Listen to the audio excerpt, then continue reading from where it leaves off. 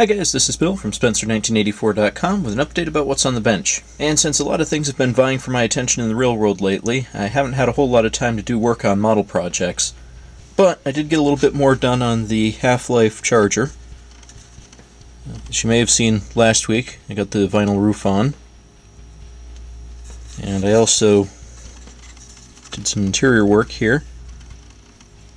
I flattened out the floors and added some plates in there so that it looks like a continuation of the stripped floor. And I'll be doing a little more work up here. Just kind of gave it a base gray paint so that I could see what still needed to be done. Got the rear end in place.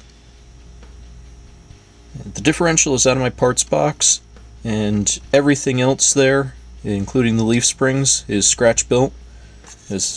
Needed to give it the proper ride height, and added these traction bars.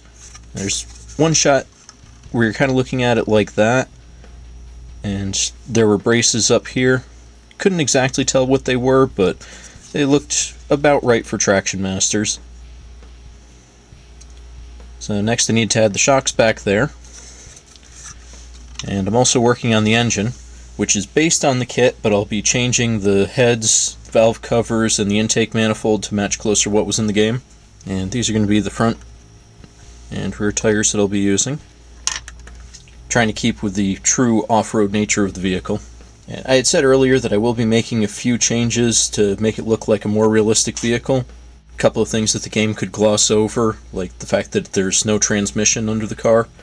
One of those things is the firewall, which this is the stock Charger firewall, but I cut down the sides so that it can have the more open-air look that we saw in the game.